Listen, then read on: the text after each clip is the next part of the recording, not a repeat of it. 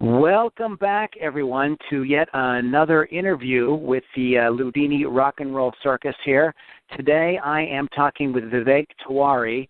He is a #1 New York Times best-selling author, a Tony Award-winning Broadway producer, known for productions such as American Idiot, A Raisin in the Sun, The Producers, The Addams Family. All of his productions have won multiple awards and been nominated for even more. He's also the founder of the multi-platform arts and entertainment company Tiwary Entertainment Group. And he's got, the big news is he's got this amazing graphic novel based on the life of Brian Epstein called The Fifth Beatle, the Brian Epstein Story. Vivek Tiwary, welcome. How are you?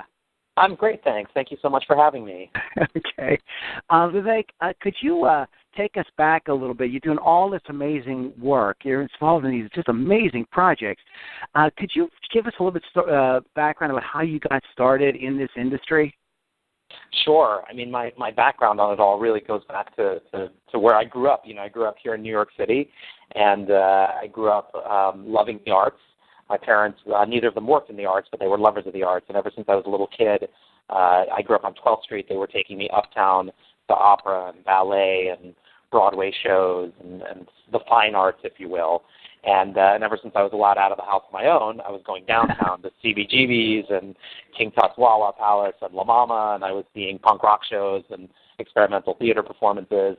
So I grew up with a really well-rounded sense of the arts, from everything from New York City Opera to Super Bowls of hardcore at CB's.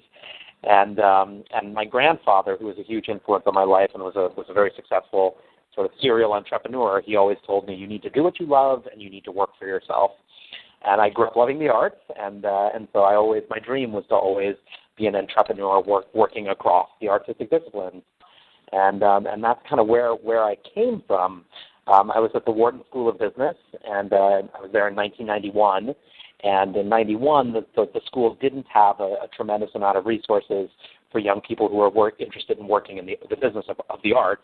That's changed. The school has quite a bit of that now, and I'm very involved in the school, and I hope I'm one of those resources now.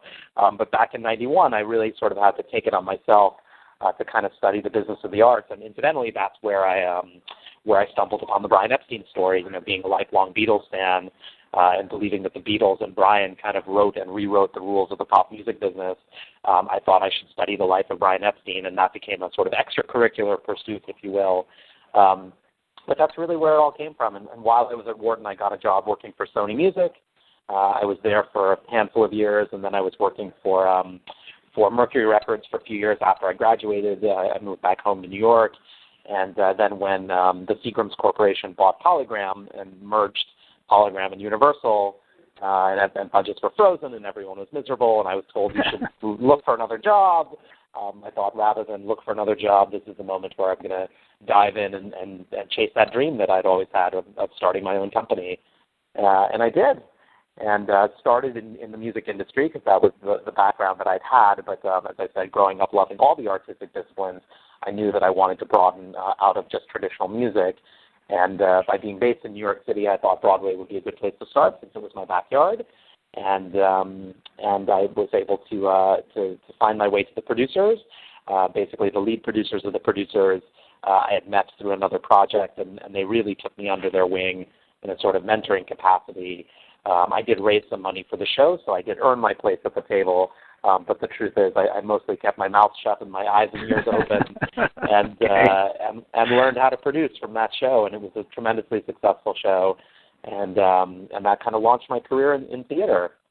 And as you know, so the producers. I'll stop there. It's okay. You're good. I just want to ask a question because this is so fascinating.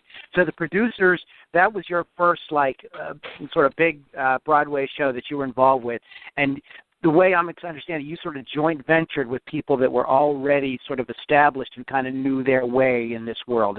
Is that sort of how that happened?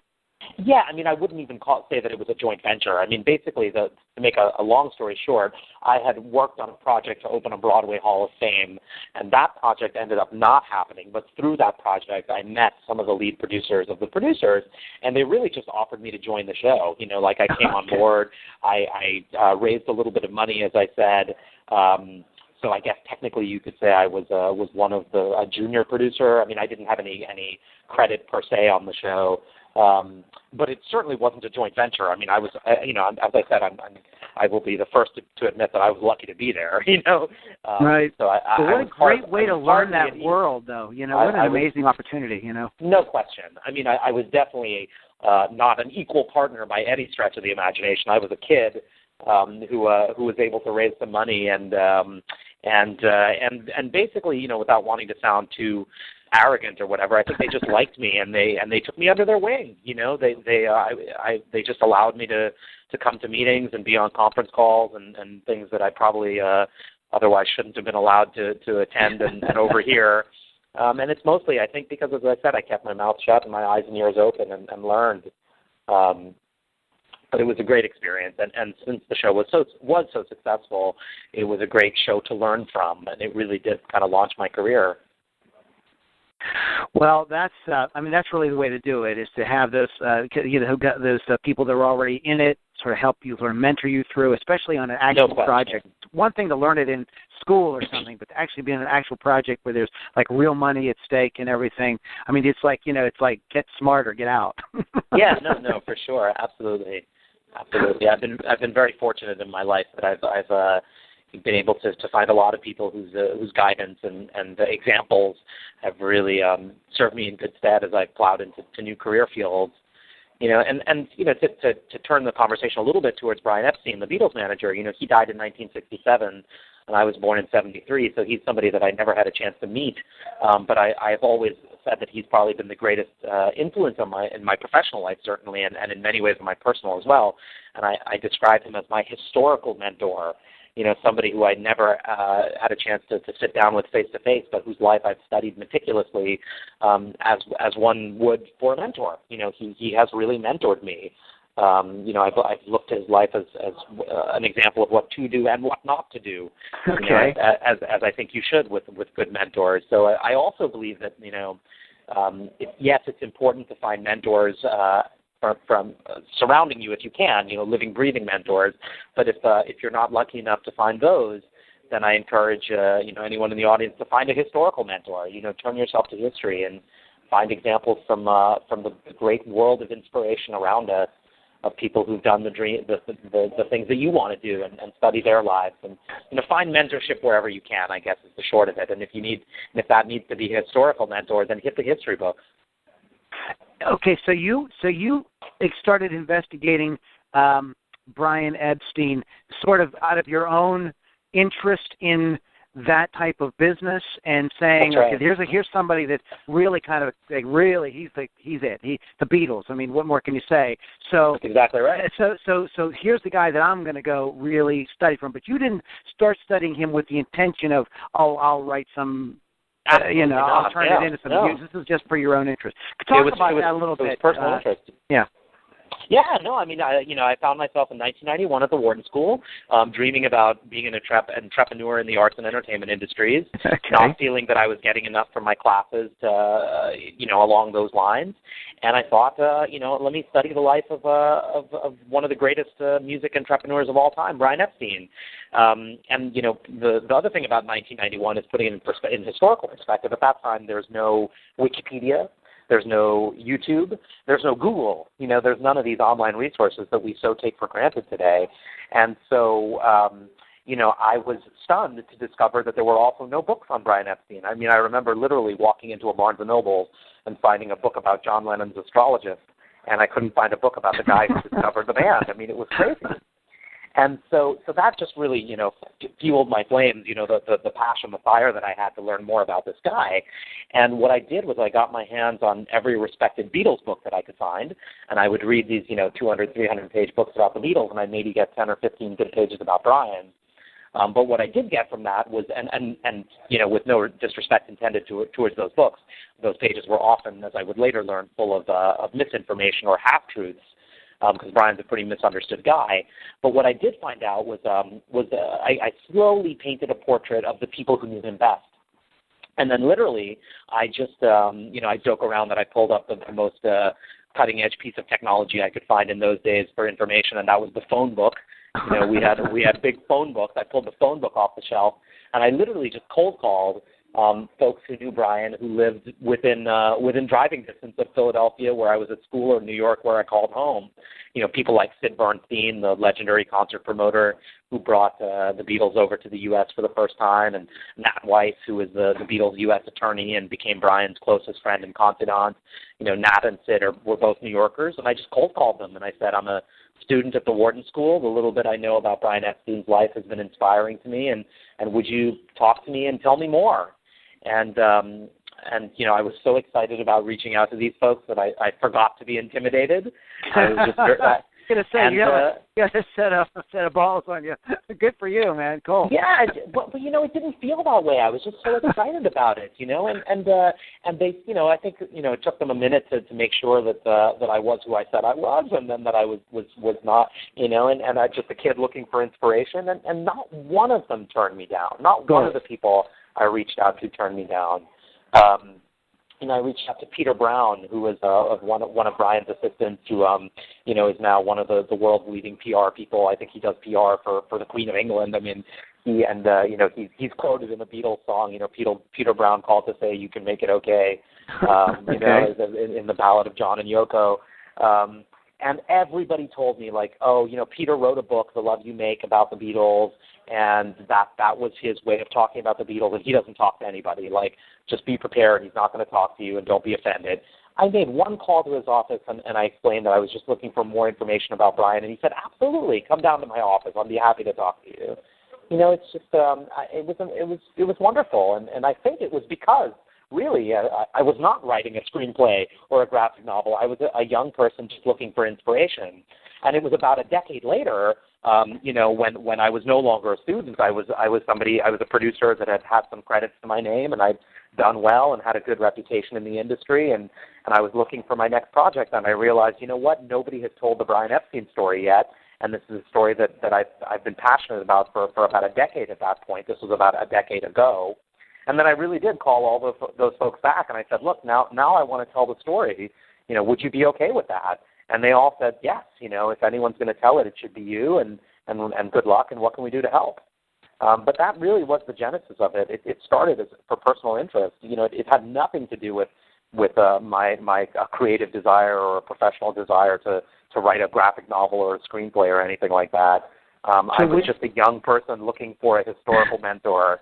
I was not finding real life mentors in my classes, and so I turned to history to find myself a historical mentor.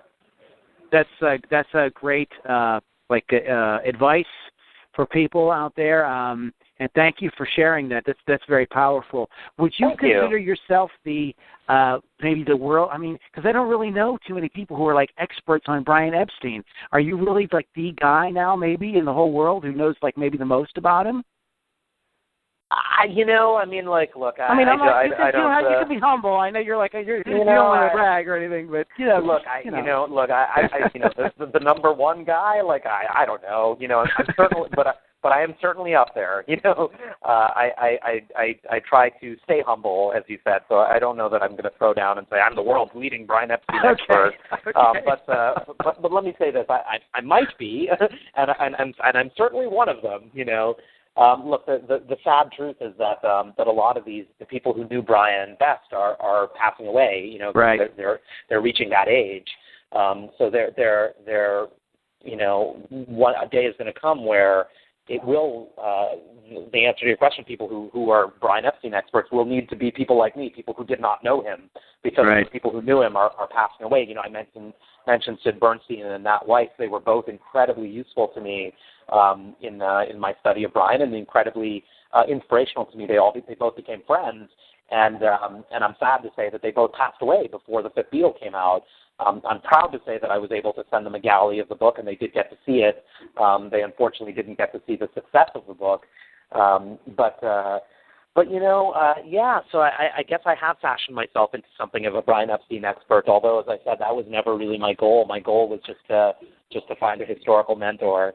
But I am proud of the knowledge I've had, and I certainly have been at the forefront of what is a small but real movement to preserve his legacy. And it's not just me. There's been a play in the UK, a play called Epstein, that I've had nothing to do with. I've just been a supporter. Billy J. Kramer, one of Brian Epstein's clients, and also a very successful musician in his own right, has been very, very vocal and in preserving Brian's legacy. So am I the world leading expert? I don't know, but I'm definitely up there. No, please. What I wanted to ask you about that you've reached out to these people now. I just have to know: did you talk to Ringo or Sir Paul or? Yeah, I did not speak to either of them during the process of writing the screenplay or the graphic novel. Okay. Or let me be more specific. I didn't speak to them about this project. I worked at Mercury Records for a number of years, and I worked on Vertical Man on a Ringo Starr record. So I actually had met Ringo long prior to the Fifth Beatle, and McCartney and I also have just a number of connections, and so I have interacted with both of them, but not in a sort of will you sit down and let me interview you about Brian capacity. That being said, after the book was done, but before it was published, I reached out to them to just sort of get sort of their unofficial blessing, if you will. Okay. And we are, as you probably know, are making a film, and in order to secure music rights, I had to get a more sort of official approval. This is all a long-winded way of saying that I did actually send the materials prior to publication. Okay. Because not just Paul and Ringo, but also to Yoko Ono and Olivia Harrison, the estates of John and George. And so all of them have approved the project, and that paved the way for me to secure music rights for the film. I'm actually very proud to report that we are the first and only film in history about the band to have ever secured their approval. So I have interacted with them, and I have gotten their approvals, but I don't want to suggest that I had long conversations with them about Brian the way that I did with Sid and Nat, for example. Like those guys, I really could say became dear friends of mine. So Paul and Ringo have certainly been incredibly supportive, and I'm incredibly grateful to everything that they've done for the Fifth Beatle. But I don't want to suggest that I've spent hours and hours with them the way I have with some of these other folks. So here's the thing I wanted to know is I wanted to know so much about this because this is so fascinating. So you wrote a graphic novel. Okay, correct. Why a graphic novel and not a novel? I mean, I'm not going to put down graphic novels. It's an important art form and everything, but just kind of what made you want to go down that direction, down that road with it? Yeah, so there's a few reasons. There's some creative reasons, and creatively speaking, when I decided that I wanted to tell the Brian Epstein story, my first sort of question to myself was how I was going to structure it. It's a big story. It's tied to the Beatles story, which is also a big story. So it's unwieldy, for lack of another word. And one of the early decisions I made was that I wanted to focus on the years that he spent with the Beatles. That I was going to really focus on that period. So we're basically talking about 1961 to 1967. Through exposition and backstory and dream sequences and flashbacks and whatnot, we get glimpses of his childhood and kind of what makes him tick. But for the most part, the story starts in 61 and ends in 67. Okay. So 1961 Liverpool, to me, is very dark. It's gray. It's industrial. It's a port town. It's very the way I looked at it, it was very black and white. Brian Epstein's world was very black and white. The story ends in 1967 London, which is the dawn of the psychedelic era. It's the summer of love. There's literally an event in the UK that year called A Technicolor Dream. So in my mind, the arc of the Brian Epstein story mirrors the arc of the movement from black and white to color. This was the period in the world where black and white turned to color. And I know that's awfully poetic, but that's how it felt to me as a creator. And And so in my mind, the two media that most powerfully use color in their narrative are graphic novels and film. So I thought that if that's how I'm going to structure the story, those are the two media that might make the most sense for the Fifth Beatle. I also, I've talked a lot about the inspiration that I found for Brian as a young person interested in entering the arts and entertainment industries, and certainly that is true. When I began my study of Brian Epstein, I wanted the business. I wanted to know, how did he get them a record deal when no one else wanted to sign them? How did he convince Ed Sullivan to book them when a British band had never made an impact in the United States? How did he come up with the suits and the haircuts? Those are the stories I was after. And they're wonderful stories. They're incredibly inspiring. And they're in the Fifth Beatle, in the book, and they will be in the film. But what I was not after, what took me by surprise, and ironically is what inspired me the most about Brian, was his personal life. And he was, in brief, he was gay and Jewish and from Liverpool. And in the 1960s, those were three very significant obstacles. It was a felony. It was a felony to be gay. It was literally against the law. Anti-Semitism was prevalent in the country to a far greater extent than it is today. And as I mentioned, Liverpool in 1961, Liverpool prior to the Beatles was a port town that had no cultural influence whatsoever. Yes, there was a vibrant underground music scene, but no one was looking to Liverpool as the next great hotbed of artistic creativity. So in Brian Epstein, you really have the ultimate outsider. You've got this gay Jewish kid running around a dirty port town in the north of England saying, I found a rock and roll band who are going to be bigger than Elvis. They're going to elevate pop music into an art form. It was crazy talk. And for me, I certainly don't want to suggest that I've had the obstacles in my life that Brian had. Right. But as a young person of Indian origin who didn't want to become a doctor or an engineer or follow a more traditional path that young people of Indian origin are steered towards, I wanted to write comic books and produce Broadway musicals and make films. That outsider story was really inspiring to me.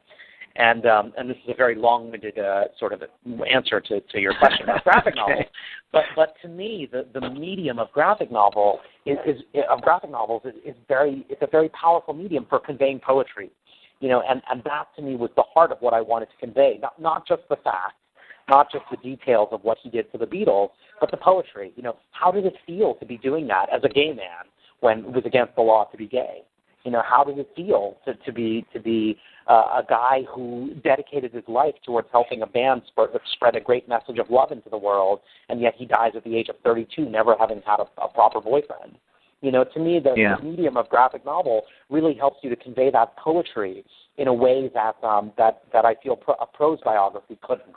And then the other reason is a more mission-oriented one, a more practical one to some degree, is that, as I said, my mission here is to sing the unsung story about Brian Epstein, to champion his legacy.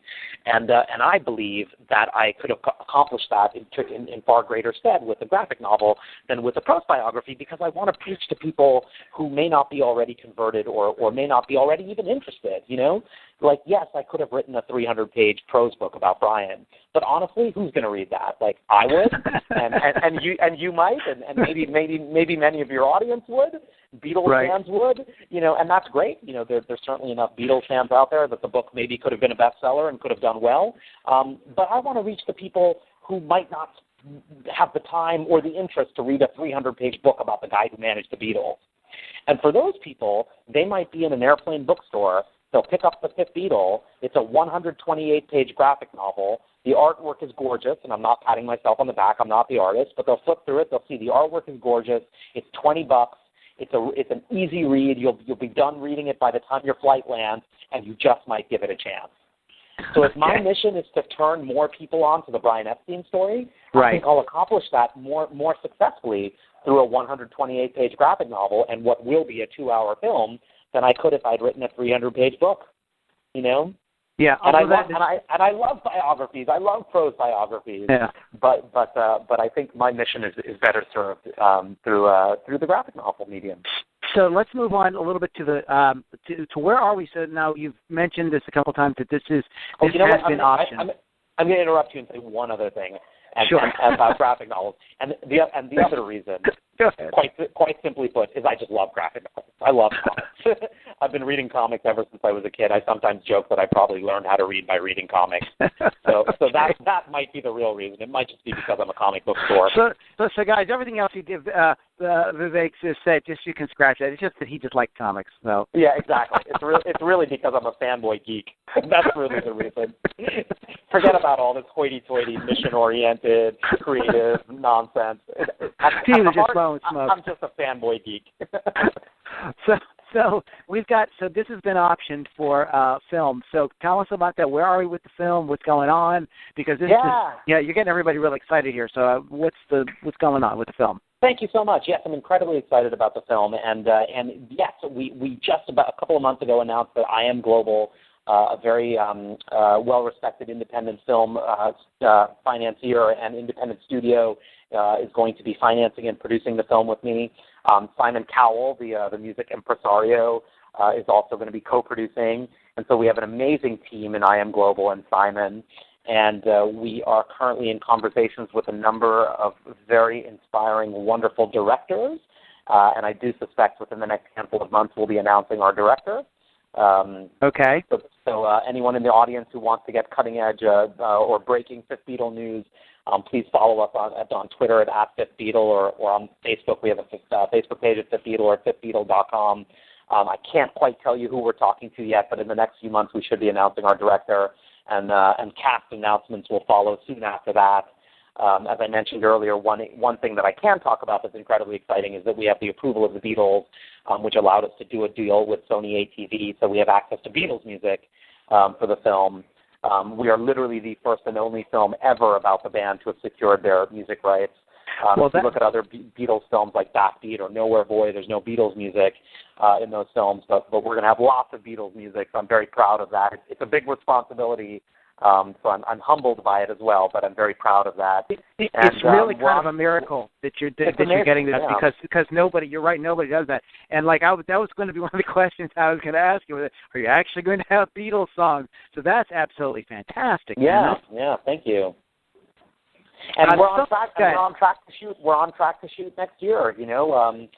So next year, 2015 has already been incredibly exciting, and 2016 should see the beginning of principal photography for the film. So it's a very exciting time for us. And so you have the Fifth Beatle, the Brian Epstein story going on now, but there is you don't let any grass grow. You even got like another project in the works. Tell me a little bit about the Broadway version of Jagged Little Pill. Yeah, so I am working with Alanis Morissette. We've been at it for a couple of years now, so it's moving.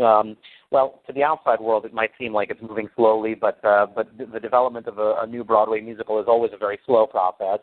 But Alanis and I are working on developing a Broadway adaptation of her album Jagged Little Pill.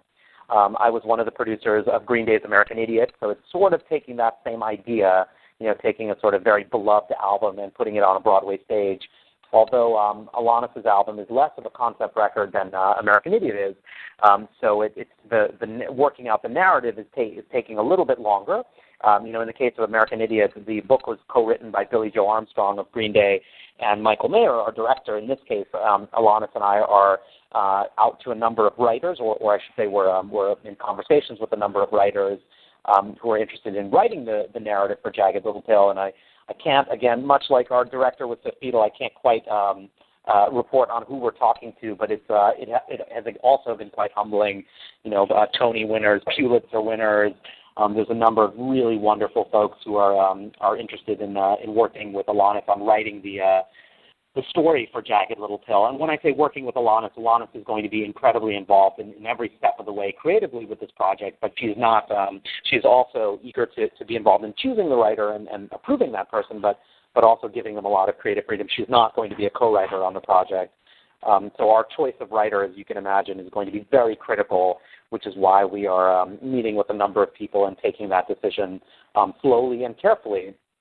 So this is still in development. This is it is very much still in development. The only thing the only attachment that I can report, which is incredibly exciting and also something I'm proud of, is Tom Kipp is going to be doing the orchestrations and arrangements Tom is a Tony winner and a Pulitzer winner for Next to Normal. He's the composer of Next to Normal. And Tom also worked with me on orchestrations and arrangements for American Idiot, so he's had his hand in similar sorts of projects. And I should also say Tom is a dear old friend of mine. He's one of my oldest mates, and so it's a great honor and a joy to be working with Tom and Alanis on Jagged Little Pill. My producing partner on that is a gentleman named Arvin David, also an incredibly accomplished producer. And so we've got a really wonderful little inner circle and core team, but it is still very much in development, so much so that we don't even have the writer attached yet. Okay. So this is really exciting because this was such an important record for a lot of us. I bought that, and it was huge, and it meant so much to so many people at that time when things had really shifted in the music, in the sound of music at that time. So this is really exciting, and I'm really kind of I can't wait to see what you guys come up with for this. Thank you. It's going to be really cool. So you have some other, before we wrap up too much here, you have a few other things going on. If you could mind talking a little bit about TEG, as well as maybe we'd like to mention, you talk a little bit about Musicians on Call, and then anything else you'd like to plug or go over. That's fine. Yeah, no. So thank you for asking. We do have I try at any given moment to be working on a tolerable amount of projects, but so that I'm not doing too many things, but that I still have my hands in a few different pies to keep life interesting, if you will. Fifth Beatle certainly remains my top priority project. Okay. And then Jagged Little Pill is something I'm working very aggressively on with Alanis Morissette. And I'm writing. I wrote the graphic novel for the Fifth Beatle. I've written the screenplay for the forthcoming film, and I love writing. And the graphic novel was so widely accepted and has become rather beloved, won a ton of awards. And so I'm spending a lot more time writing these days. And I have started working on a young adult novel. That's my next writing project. It's called Asha Ascending, and the log line, is, not to sound so pitchy, but if I had to describe it in one sentence, I would say that it takes place in a near future where surgical implants access a virtual internet, and a teenage girl coder must help an irresponsible party boy accept his future as heir to a powerful neurotech empire while they race against an evil faction to unlock the code to immortality. Oh, wow. I know that's a mouthful, but that's how I describe it when I only have a few seconds to describe it. And gotcha. and there's really not much more to report other than that I'm writing it. And by the end of this year, I expect that I'll have enough written that I'll start to be talking to publishers in earnest. But it's only because of all the success I've had with the Fifth Beatle. There's a number of publishers who've already reached out to me saying that they're interested in potentially publishing my next work, and so I'm writing very hard to make sure that there is a next work before too long. So those are my three projects really. It's the Beatles, Jagged Little Pill, and Asha Ascending, and that's kind of what's making up TEG right now. And outside of TEG, I am the co-founder of a nonprofit organization called Musicians on Call that I'm incredibly proud of. It's, our mission is to use music and entertainment to complement the healing process. Primarily what we do is we bring live and recorded music to the bedsides of patients in healthcare institutions. So we literally will bring musicians to patient bedsides in hospitals all over the country. Our flagship operation is in New York City, where we launched the program, but we have a very large program in Nashville and in Philadelphia, and we've just launched in Los Angeles. And more information on Musicians on Call can be found at www.musiciansoncall.org. But we're 15 years old. We've been supported by everyone from Bruce Springsteen to Britney Spears, and it's an organization that I'm incredibly proud of. I often say that of all the things I've done in my career, and there's a number of them that I'm proud of, Musicians on Call really is the thing that I am most proud of. It is a wonderful organization that delivers the healing power of music on a daily, or I should say even an hourly basis. It really is something that is magical. That's just a really a powerful thing that you have going on there with that. And thank you. So hopefully people will get involved with that. That's musiciansoncall.org. Was that it? That's it. Thank you. Okay, and you can get more information at on the TEG. That's the Tiwary Entertainment Group, and you can go to TIWARYENT.com, and there's all kind of great stuff there. I mean, I want to ask you. I'm looking at your site. We could go on for hours or something. You have so much cool stuff going on. Thank you. Is there any? We have somebody. Somebody logged into the chat here, and they want to ask a question. So I'm going to just ask it for them. This person says their name is Jamie. They said that you and Jamie go back a bit. I don't know if this is somebody you know or not. Okay. And the infamous I do know story, a few Jamies. You do know a few Jamies. Okay. Somebody they asked the question: the infamous story about John and Brian going away to Spain together. Do you want to comment on that, or? Well, I don't want to spoil it for people who haven't had a chance to read the book. I gotcha. But I will say that I do cover it in the book, and Jamie is referring to the fact that John Lennon, at the height of or I guess I should say, as the Beatles were breaking very large in the United Kingdom, they had yet to break in the United States and the rest of the world, but they were huge in the UK, and they had already performed for the Queen of England. John Lennon took a vacation with Brian Epstein in Spain, and much has been speculated about this, whether there were romantic undertones, whether they may have even had a sexual escapade in Spain, and just kind of what was that all about. It is an important moment in Brian's life and career, and so it's certainly not something I've shied away from, and it is covered in the book. I'd rather not sort of explain too much about how it's we don't want to spoil. Let my readers read the book. Yeah, there you go. So read the book and you'll find out more about that. I will say this, because I think probably the heart of the question maybe ties into this wondering whether Brian Epstein was romantically interested in John Lennon, and I will say that I believe that Brian's homosexuality, the fact that he was gay, and partially allowed him to have the vision that he had for the band. I mean, there's no question that he was attracted to all of them. He saw in the Beatles a band that if packaged and presented properly, which he felt he was the guy to do, would appeal not just to girls but to boys, and eventually parents and grandparents. He had that vision for them. So I think that yes, he was attracted to all of them, and it was a critical part of who he was and what his makeup was, and a part of what allowed him to have the vision that he had. I think the fact that Brian was a gay man is a very critical part to why Brian was a successful artist manager. Okay. Before we close out, I wanted to ask you: you're having such an amazing career, man. I mean, holy cow! Thank you. Is there anything? Because there's a lot of people that are trying to break into entertainment. They're doing all kinds of stuff. Could you maybe give is there any kernel of advice or knowledge that you would love to just sort of pass on, to put off in a sentence or two, put out there in a sentence or two, to words of encouragement? Yeah, sure. So, if I had to boil down, with the inspiration that I've gotten from the Brian Epstein story, or what is the message of the Fifth Beatle, or what I hope people will take home from the story, what I've taken home from the story, it's this. And this is the advice that I would give people. It's that no dream is too impossible, and no person too unlikely to realize that dream. I'll say it again. No dream is too impossible, and no person too unlikely to realize that dream.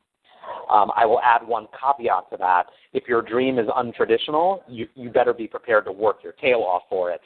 Okay. But if you're willing to work your tail off for your dream, no matter how impossible it is, and no matter how unlikely you might seem as a person to realize it, you can realize that dream. So that's the first thing I would say, is just chase your dreams no matter what. And be willing to work hard for it. And the second thing, we talked about this a little bit earlier, is find yourself mentors, and find yourself a historical mentor. I always say that if people who tell me I live in a town where there are no resources for this, or my family doesn't understand this, or I don't have the financial means for this, I say those are unacceptable excuses. You can find yourself a historical mentor. Go to the library and get online and find yourself a mentor from history. If you're into politics, study the life of Abraham Lincoln. If you're a female who wants to pursue an athletic discipline where women aren't expected to thrive. Maybe you study the life of Amelia Earhart, who was told women, shouldn't be flying, and she literally and figuratively soared and proved them all wrong. Like, I can't tell you who your historical mentor is, but there is a mentor from history out there who can change your life if you're willing to put in the effort to study their lives. So those are my pieces of advice. Chase your dreams and find yourself a historical mentor. Okay, well, there you have it. Vivek has spoken. Thank you. Go ye and do likewise. So thank you so much. You guys can find out more information at thefifthbeatle.com about the Fifth Beatle, and more about Vivek's projects at TiwaryENT.com. That's TIWARYENT.com, and you can get the whole shebang about everything that he's got going on. And we hardly even scratched the surface. So, hey, any parting thoughts or anything you want to add before we go? No, I've just really enjoyed this immensely, and thank you for asking such thoughtful questions. And I really do hope that anyone in the audience will stay in touch. You know, you can follow me on Twitter at Vivek J Tiwary, or friend me on Facebook. I'm on Facebook. I'm a very easy to reach and talk to guy, and I love staying in touch with people who are interested in what I'm doing. So thank you for listening. Very good, Vivek. You have a great rest of the day, and we will be in touch. Thank you. Thank you so much. Good chatting with you. Sure.